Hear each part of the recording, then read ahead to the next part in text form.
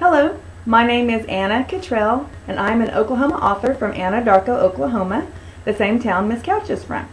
Let me start off by saying I've known Miss Couch for a very long time. She's one of my all-time favorite people, and you guys are so lucky to have her as your teacher. I do have notes that I'm reading from, so I hope you don't mind my eyes darting over to the side to read those notes. Today I'm really excited because Miss Couch has asked me to talk to you about something I'm very passionate about, writing books. So far I have 7 books in publication, but these 4 books are the ones I'm going to talk to you about today. This is my Red Bend High series, and these books are written in the YA genre, which stands for Young Adult, and that's what you guys are. So that's why I'm going to talk to you about these books. In particular, I'm going to focus on this book. This is my brand new release in the series called Storm Season. It's the 4th and final book in the series. On the cover, as you can see, first of all, my name's on there, which I think is pretty cool, but there's also a tornado, and I got to help pick that tornado out. When a book gets published, the author is asked to provide a description of what they would like the cover to look like. It doesn't always look exactly the same as I pictured, but it's usually pretty close. On the back of the book is a description of what the book is about. This is called a blurb. A blurb tells you enough about the book to spark your interest without giving away any surprises or giving away the ending. I'll read this one so you can get an idea of what I'm talking about. Sometimes the shelter is more dangerous than the storm. For best friends and high school seniors Molly, Lenny, and Bianca, the future is bright and right around the corner. With graduation just weeks away, the girls are ready to leave behind the emotional insanity of high school and step together into a saner, less dramatic chapter of life. But when a courageous stranger named Rayleigh Hale risks his life to save the girls from a deadly tornado, his fearlessness leaves them thunderstruck. As his injuries heal, the mysterious hero manages to claim each of the girls' hearts while reclaiming his strength. Can friendship survive the brutal winds of jealousy, heartache, and betrayal? Or will graduation from Red Bend High really mean goodbye forever? So, hopefully, that doesn't give too much away, but it makes you want to read the book. It doesn't make you feel like you've already read the book because there's so much information there. Now let's talk about what's in here, between the covers. What makes a story? The first thing you need in order to write a story is an idea. Ideas can come from anywhere. Your imagination, a dream, something that actually happened to you, or even from a snatch of conversation you happened to overhear. An idea can come from literally anywhere.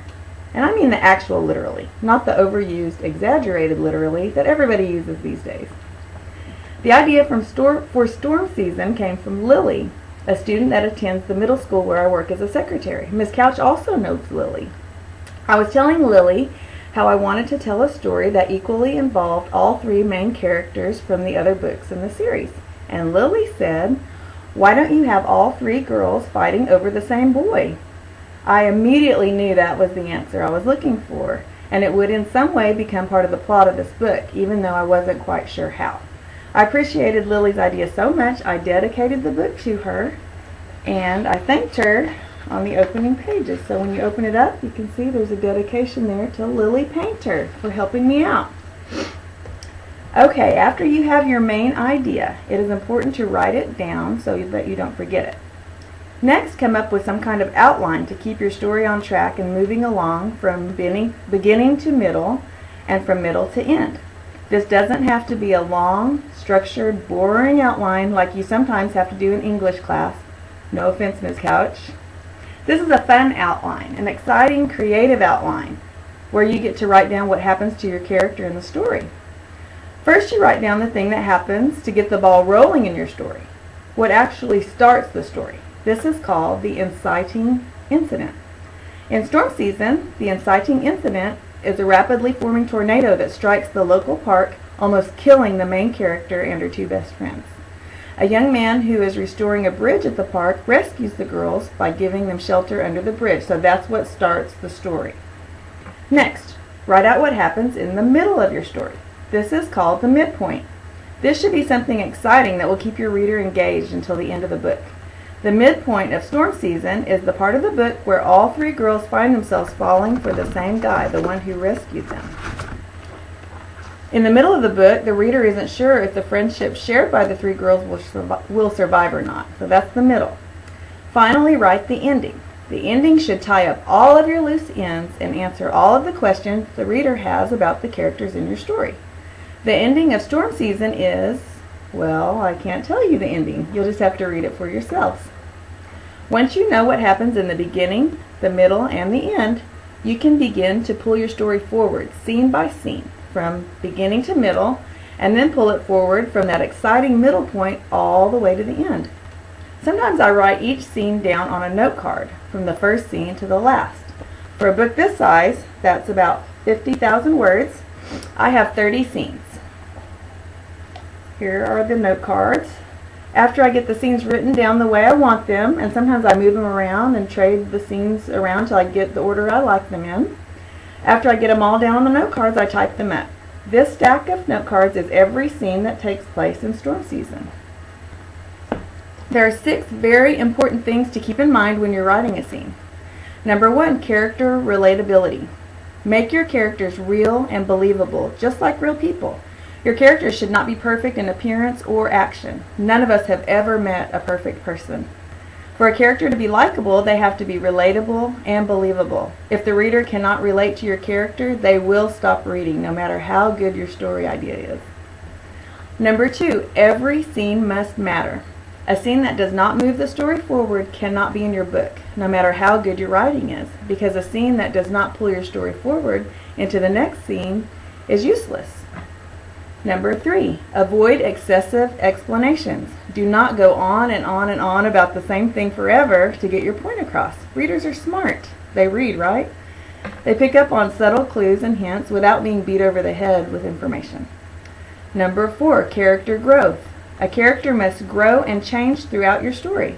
Think of the movies you watch. The main character always struggles through problems, right?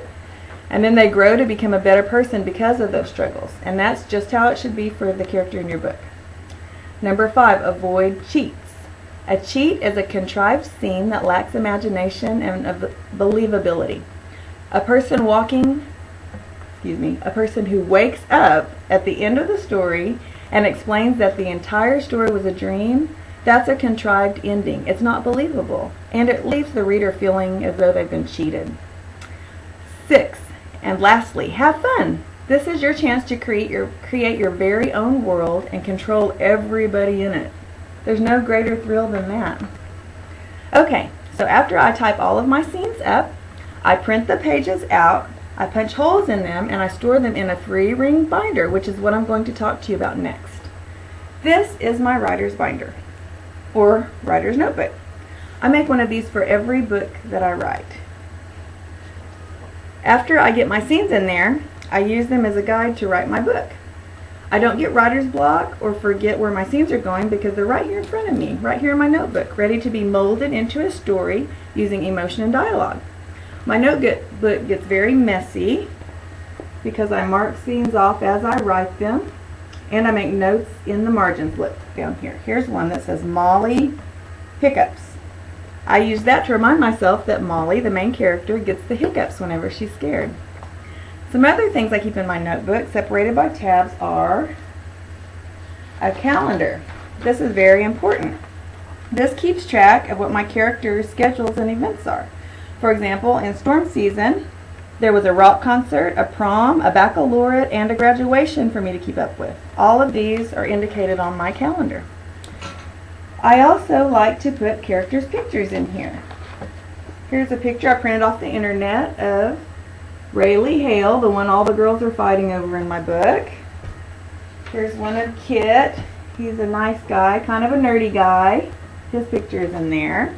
I also print pictures of their clothes, their houses, their schools, their pets, anything I can think of that's fun for my characters. I also keep character sketches, and a character sketch is what you use to keep track of your characters. Let's get that over there where you can see it. Hairstyles, their eye color, height, build, hair color, how many brothers and sisters they have, what their favorite food is, anything, what they drive, whatever you don't want to forget, because you might forget and write it down incorrectly later, and readers do not like that. So character sketches help you to keep track. I also do a lot of research when I'm writing. I have a tab for that. For instance, in Storm Season, the rescuer restored old train trestles. That was his job, and I didn't know anything about train trestles, so I had to research them and find out some things about them. Here are some pictures I found about train trestles. I had to look at the description so I would know how to write about them. I also found an old bridge that I could take pictures of and use as a reference. So there's lots of things you can put in here. There are so many fun things you can do to help your character development. For one of my books, my teenage daughter made me a playlist of songs that my teen character would listen to so I could get into her head a little bit better. A copy of the playlist went into my writer's notebook, and the CD she made from it went into my CD player. Oh, by the way, this is a picture of her. This is my daughter. She is on book number 3, Lineage. That's my daughter. Your writer's notebook will be unique to you, so fill it with things that your character and writing style hold, like make it unique to you. Anything that you find interesting or that you would like to have for your characters, that's what you put in your notebook. And just keep up with it, and before you know it, you will be turning one of these into one of these, okay? That's all I have for you today. I hope you learned a little bit about being an author. Please remember there is no single right way to write a book. This is just the way that works for me. Experiment with techniques until you find one that works for you. Most of all, I hope you remember to have fun with your writing. Through writing, you can be anyone you want to be and create exactly the type of world that you would like to live in. Writing is a great escape from reality. And the best part is, you get better at it every single time you do it. Thank you for having me today. I hope one day to meet each and every one of you in real life. Even more, I hope Mrs. Couch will let me get to know you through your writing. Goodbye.